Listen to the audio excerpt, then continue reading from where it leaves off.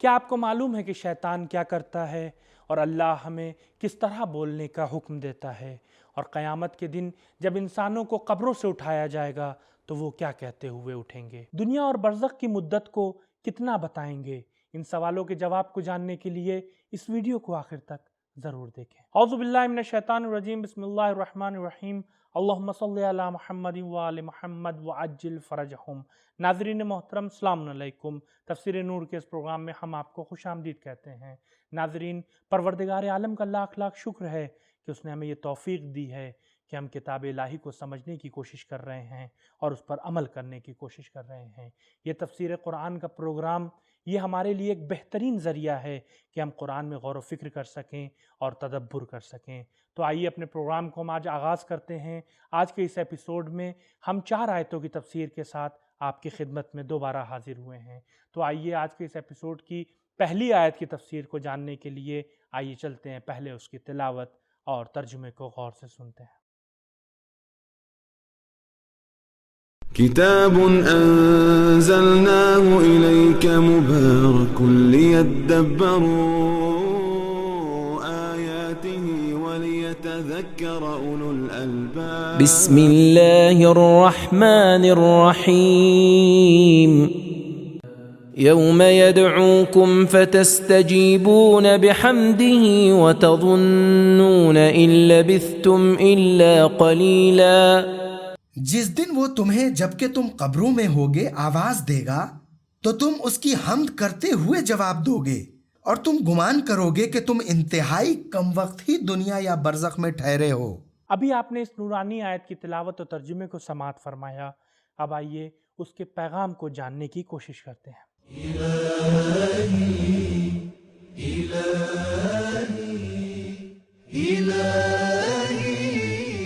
ایک، قیامت کو نہ بھولیں بلکہ ہمیشہ یاد رکھیں، اس لیے کہ لفظ یوم سے پہلے اذکر فعل امر حاضر پوشیدہ ہے جس کے معنی ہے یاد کرو۔ 2، قیامت تمام لوگوں کے بلائے جانے کا دن ہوگا۔ 3، اٹھائے جانے کے وقت سارے مردے خدا کی حمد و ثنا کریں گے لیکن کافروں کو اس سے کوئی فائدہ حاصل نہ ہوگا۔ 4، دنیا اور برزخ میں رکنے کی مدت آخرت کے مقابلے میں انتہائی کم ہے۔ سورہ اسراء کی 53ویں آیت کی تفسیر کو جاننے کے لیے آئیے چلتے ہیں پہلے اس کی تلاوت اور ترجمے کو غور سے سنتے ہیں۔ وَقُلْ لِعِبَادِي يَقُولُوا الَّتِي هِيَ أَحْسَنُ إِنَّ الشَّيْطَانَ يَنزَغُ بَيْنَهُمْ إِنَّ الشَّيْطَانَ كَانَ لِلْإِنسَانِ عَدُوًّا مُبِينًا۔ اور آپ میرے بندوں سے کہیں کہ وہ ایسی بات کہیں جو بہتر ہو، بے شک شیطان بیہودہ باتوں سے ان کے درمیان فتنہ و فساد پیدا کرتا ہے، یقیناً شیطان ہمیشہ انسان کا کھلا ہوا دشمن ہے۔ تو ناظرین، جس آیہ کریمہ کی ابھی آپ نے تلاوت و ترجمے کو سماعت فرمایا اس میں کچھ اہم نکات ہیں، آئیے انہیں جاننے کی کوشش کرتے ہیں۔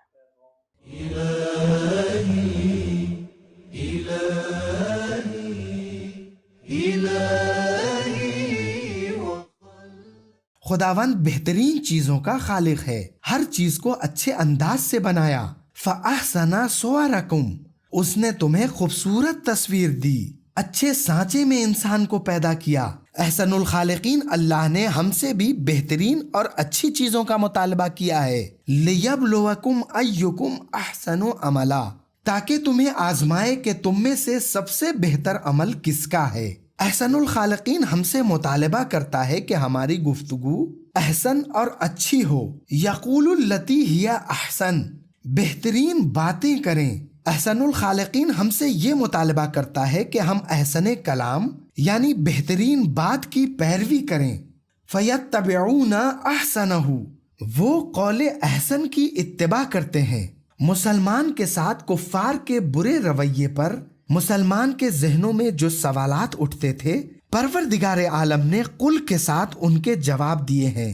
جب مسلمان ان کے بتوں کو برا کہتے تھے تو وہ بھی جواب میں خداوند کو برا بھلا کہتے تھے۔ کلام احسن ہر شائستہ گفتگو کو کہا جاتا ہے، مثلا سلام، دعا، رہنمائی، اظہار محبت، امر بالمعروف یعنی اچھائیوں کا حکم دینا، نہی عن المنکر یعنی برائیوں سے روکنا، ذکر خدا اور توبہ و استغفار جیسی تمام چیزیں کلام احسن کہلاتی ہیں۔ اس آیہ کریمہ کے اہم نکات جسے ابھی آپ نے سماعت فرمایا، اب آئیے اس کے پیغام پر روشنی ڈالتے ہیں۔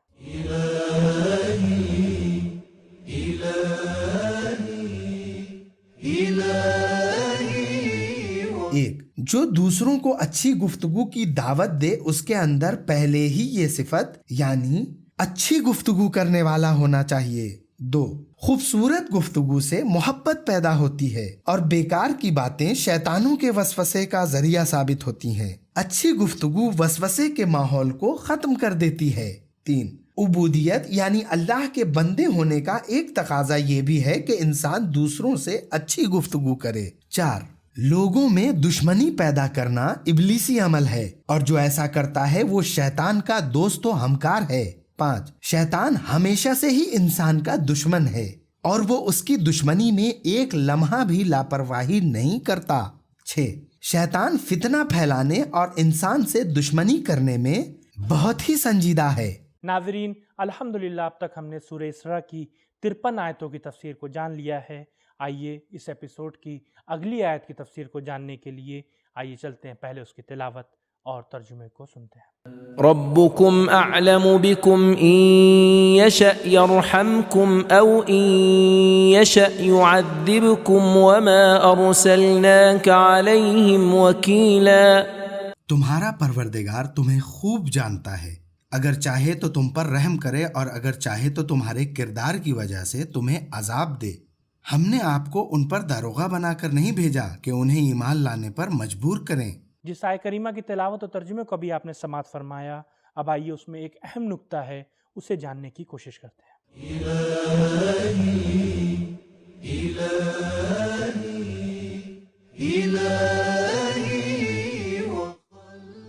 پچھلی آیت میں اچھی باتیں کرنے کی تاکید کی گئی ہے، اس آیت میں اس کے کچھ نمونے اور مثالوں کو بیان کیا گیا ہے۔ انسان کو چاہیے کہ اپنے آپ کو دوسروں سے بلندتر اور دوسروں کو اپنے سے حقیر و پست نہ سمجھے۔ حد یہ ہے کہ کافروں سے یہ نہ کہا جائے کہ تم جہنمی ہو اور ہم جنتی ہیں، کیونکہ ایسی روش سے فتنے برپا ہوتے ہیں، اور اس کے علاوہ ہم کیا جانے کہ اس کا مستقبل کیا ہوگا اور اچھا خاتمہ کس کے نصیب میں ہوگا۔ یہ تو خدا ہی جانتا ہے، اگر وہ چاہے تو معاف کر دے گا اور چاہے گا تو عذاب نازل کرے گا۔ اس آیہ کریمہ کے اہم نکتے کو جاننے کے بعد اب آئیے اس کے پیغام پر گفتگو کرتے ہیں۔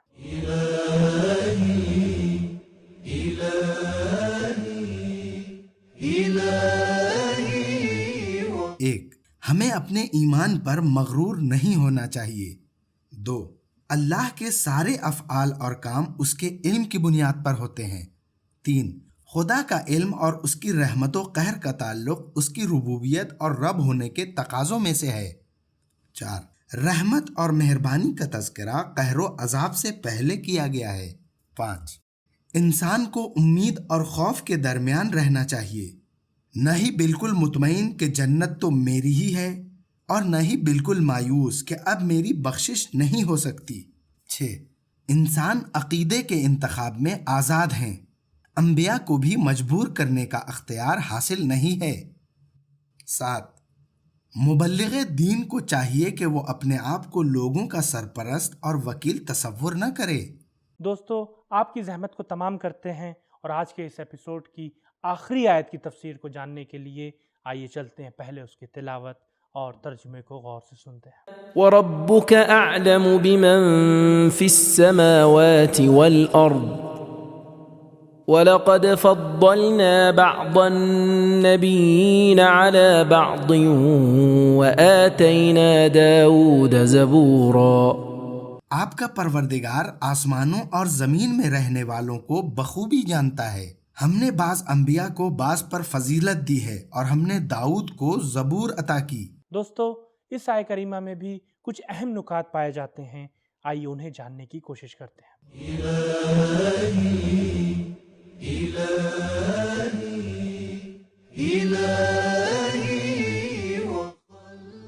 پچھلی آیت میں انسانوں کے بارے میں اللہ کے علم کو بیان کیا گیا ہے، جبکہ اس آیت میں یہ بیان کیا گیا ہے کہ خدا کا علم صرف انسانوں تک محدود نہیں ہے بلکہ اس کا علم تمام آسمانوں اور زمین میں رہنے والوں کو شامل ہے۔ احادیث میں بیان کیا گیا ہے کہ انبیاء کی تعداد 1,24,000 تھی۔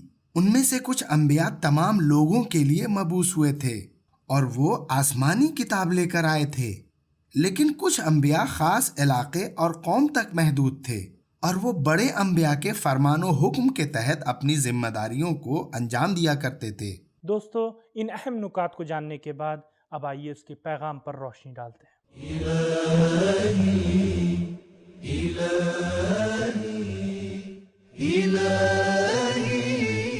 1. انبیاء پر اللہ کی خصوصی نظر اور توجہ ہوتی ہے۔ 2.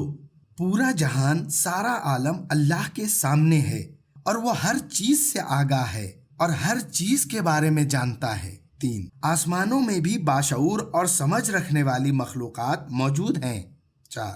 انبیاء کے مرتبے برابر نہیں ہیں، یہاں تک کہ بہترین اور متقی افراد میں بھی برابر نہیں ہیں۔ 5. جب اللہ کسی کو برتری اور فضیلت دیتا ہے تو وہ پورے علم و آگہی سے برتری دیتا ہے، کیونکہ وہ ہر چیز کا عالم ہے۔ 6. کسی نبی کو آسمانی کتاب کا ملنا اس کی فضیلت و برتری کی دلیل ہے۔ 7. ثقافتی اور کلچرل اعتبار سے افضل و برتر ہونا ایک بنیادی اور اہم برتری ہوتی ہے۔ مال، مقام اور عمر کی برتری کی کوئی حیثیت نہیں۔ دوستو، آج کے اس ایپیسوڈ سے معلوم ہوا کہ شیطان کا کام فتنہ و فساد پھیلانا ہے۔ اگر ہم اپنے معاشرے میں کسی انسان کو فتنہ و فساد پھیلاتے ہوئے دیکھیں تو یہ جان لے کہ وہ شیطان کی سیرت پر عمل کر رہا ہے۔ یہ شیطان کا کام ہے، اور قیامت کے دن جب لوگوں کو قبروں سے اٹھایا جائے گا تو وہ پروردگار کی حمد و ثنا کرتے ہوئے اٹھیں گے اور دنیا اور برزخ کی مدت کو بہت ہی کم عرصہ اور وقت بتائیں گے۔ تو ناظرین، یہ تھا ہمارا آج کا پروگرام۔ امید کرتے ہیں یہ پروگرام آپ کے لیے فائدہ مند ثابت ہو۔ انشاءاللہ کل پھر حاضر ہوں گے کچھ نئی آیتوں کی تفسیر کے ساتھ۔ تب تک کے لیے خدا حافظ، فی امان اللہ۔ سبیل قرآن، قرآنی سماج کی پہچان۔